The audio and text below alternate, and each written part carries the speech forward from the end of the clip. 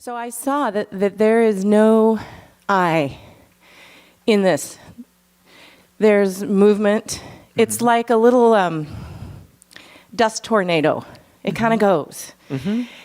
And the cool part for me was that I wasn't terrified when I saw it. I was actually immensely relieved. Good, yes. Yes. It is a huge relief. Yes. The only thing that gets terrified is if there's some little piece of eye that hasn't been seen through. The only thing that could get terrified by no eye is a me. Right. If you really see all the way through it, there's no terror because there's nothing there to be terrified. Right. And I just started laughing. I wanted to jump out of the chair. It was awesome. Yes. And then the next thing is, what am I? And the most amazing sensation of falling, and a very, very not uncomfortable but unfamiliar sensation, basically. And so, okay, great. But I didn't realize. So then, time moves on, and I'm trying to maintain the perspective. I'm trying to hold on to it, and okay, I saw that, and then I was like, okay, forget it. And then, I'm identified with my idea of myself. So, okay, now I'm just fascinatedly looking at that. And, I guess my first question is, Dorothy Hunt asked me a while ago, if you look inside, is there a sense of I? Yes. And there was even in that moment. So I get confused when I get it. When I hear no self. Yes. Okay. There's no I in the dust tornado. But is there a self? You just said the self. And so then I'm not sure where to look. Well, where to look? Look in your experience. It's all there. Okay. It's all there. Everything you're asking is actually there when you really, really look. So if you stay with your experience, okay? You've actually already told me the answer. Okay. Now, you may not know it. That's why I'm going to tell it to you back so you realize what you know, because you're knowing it without really totally knowing it yet. There's a rudimentary sense of self. Okay? Now, around that rudimentary sense of self is what we think, because there seems to be one, there's a sense of self, there must be one. That's what starts the whole thing, right? So there's a sense of self, but that doesn't mean there is a self. You see, we think if there's a sense, then there must be one. But it's not really true. Have you ever worn perfume? Yeah. Some floral scent? If somebody would maybe come up to you and go, well, where is all the flowers? Smells lovely. And you go, well, there aren't any flowers. It's just perfume. There's a sense of flowers here. I spray it. It's like that. There can be a rudimentary sense of self. It's sort of an operational necessity. Okay, so... If you didn't have it, you wouldn't respond to your name, would you? No. Or Buddha wouldn't, when someone said, hey, Buddha, he would just keep walking, like, so literally, and it is kind of funny, but there is a biological necessity of having some sense of self, about 1/1,000,000th of what most people walk around with, but some sense of self so that when someone calls your name, you turn around. When you're hungry, you know where to put the food.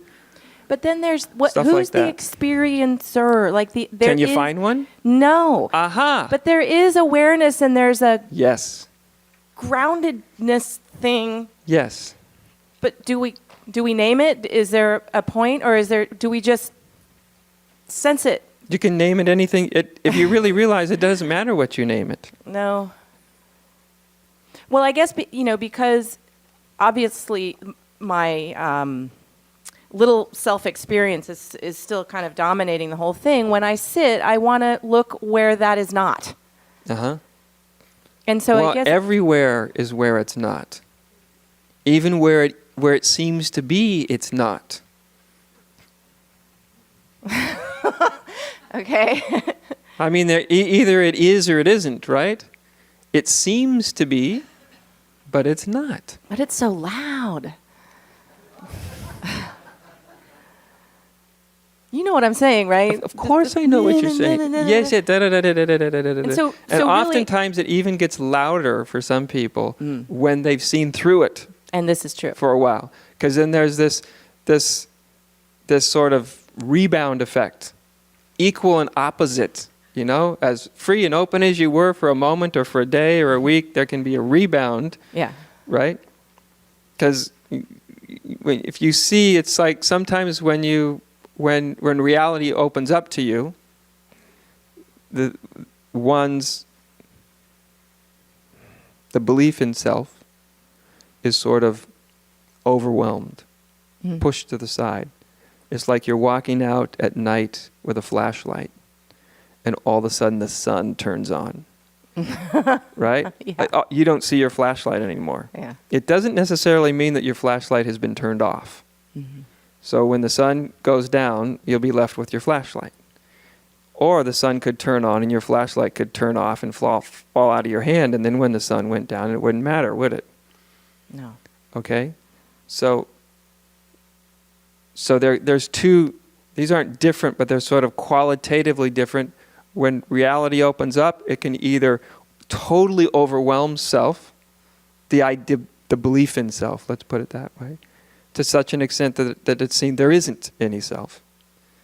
There can also be reality opening up and the belief in self isn't simply overwhelmed, it's rendered non-existent. So 99% of the time, it's actually overwhelmed temporarily.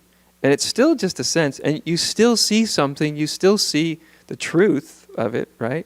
But then there's this sort of rebound. That little thing kind of comes back.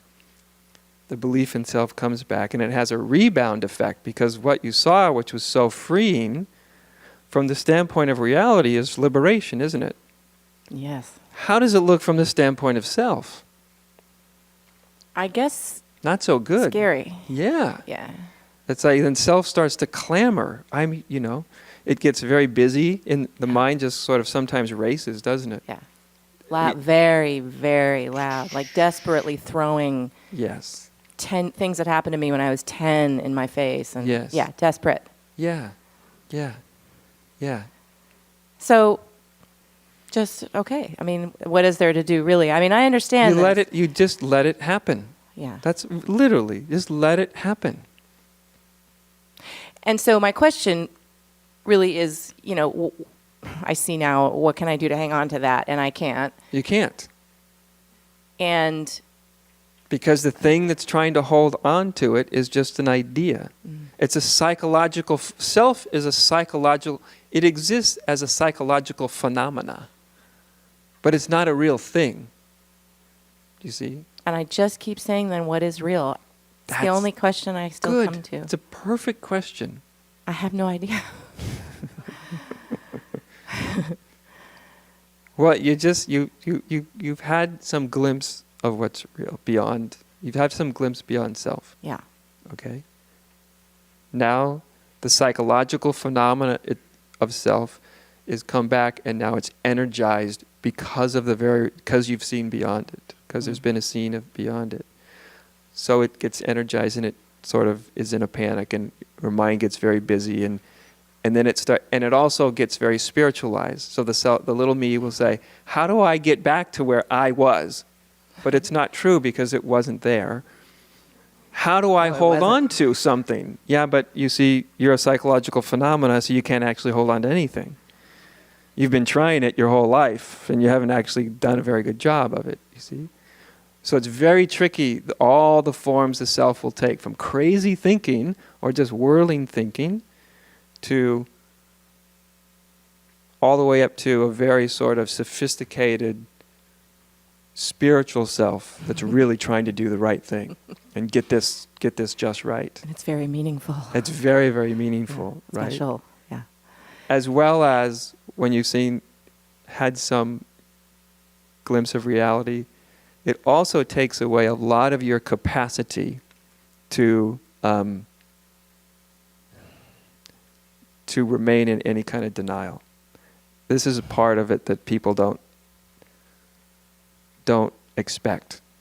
Is it's sort of like you not only, it's like ripping through the fabric of illusion, but what you're also doing is sort of mortally wounding your capacity to stuff anything down. So most people have stuffed a tremendous amount of psychological material down their whole life, right? And that gets ripped too.